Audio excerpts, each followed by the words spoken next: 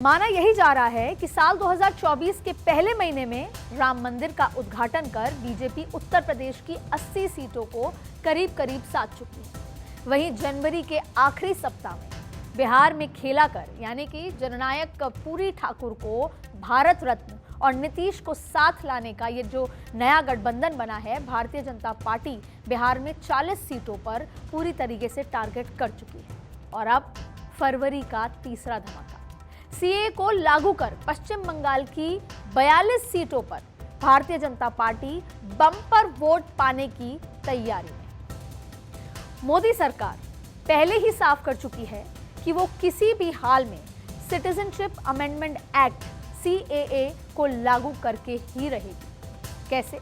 26 नवंबर 2023 को केंद्रीय गृह राज्य मंत्री अजय मिश्रा टेनी ने कहा था कि सीएए का फाइनल ड्राफ्ट 30 मार्च 2024 तक तैयार होने की उम्मीद है। वहीं अजय मिश्रा टेनी ने ये बात पश्चिम बंगाल में मतुआ समुदाय के बीच कही थी और उसके बाद 27 दिसंबर 2023 को गृह मंत्री अमित शाह ने कहा था कि सीएए लागू होने से कोई नहीं उसको रोक सकता। अमित शाह ने भी अपनी बात पश्चिम बंगाल की एक रैली में ही कही थी। सुनिए। ममता बनर्जी सीएए का विरोध कर रही है, सीएए कर नहीं देगी।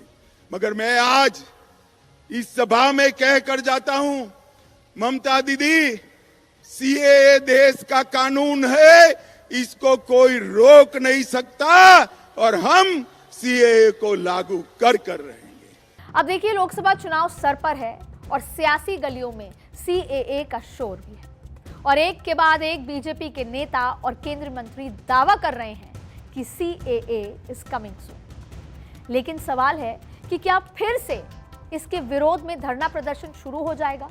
क्या शाहीन बाग जैसे पोस्टर्स और जो तमाम तरीके के प्रोटेस्ट थे वो वापस होंगे?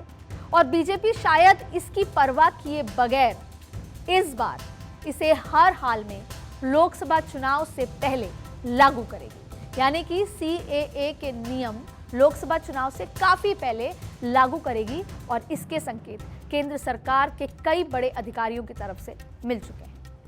अब देखिए, केंद्रीय मंत्री शांतनु ठाकुर की बात करते हैं। 28 जनवरी को पश्चिम बंगाल के दक्षिण 24 परगना के मतुआ समुदाय के बीच उन्होंने एक बात कही। वो गारंटी देते नजर आए कि देश भर में 7 दिन के अंदर नागरिकता कानून संशोधन जो अधिनियम है यानी सीएए लागू हो जाएगा। 7 दिन के अंदर। केंद्रीय मंत्री शांतनु ठाकुर के ये दावे के बाद खलबली तेज मची और उन्हीं के दावे पर केंद्रीय मंत्री गिरिराज सिंह ने 29 जनवरी को कहा कि सीएए और एनआरसी अब देश की जरूरत है। उसके बाद पश्चिम बंगाल में बीजेपी के विधायक और नेता, प्रतिपक्ष के जो नेता हैं शुवेंदु अधिकारी ने 30 जनवरी को कहा कि फरवरी में इसे लागू किया जा सकता है। आप सिलसिलेवार देखिए कि कैसे बयान आने लगे हैं और इन बयानों से किस तरफ ये राजनीति जा रही है वो भी आप समझिए। ভারতবর্ষে সিএ লাগু হবে এই গ্যারান্টি আমরা আজকেই মঞ্চ থেকে দিয়ে গেলাম। আগামী এক সপ্তাহের মধ্যে ভারতবর্ষ, পশ্চিমবঙ্গ সহ ভারতবর্ষের প্রত্যেকটা স্টেটে सीए लागू হবে। देखिए, शांतनु ठाकुर जी ने जो बोला है कोई गलत नहीं बोला है। ये देश की मांग है नागरिकता कानून। भले रोहिंग्या टाइप के लोगों को बुरा लगेगा, जिसको लोग अपने कलेजा में सटा के रखे हैं उन लोगों को बुरा लगेगा, या जो घुसपैठिया होगा उसको बुरा लगेगा, या उसको जो कलेजा में सटा के रखे हैं। कानून पारित हो गया, रूल बन गया, रूल को सामने आने दीजिए, तुरंत हो जाएगा।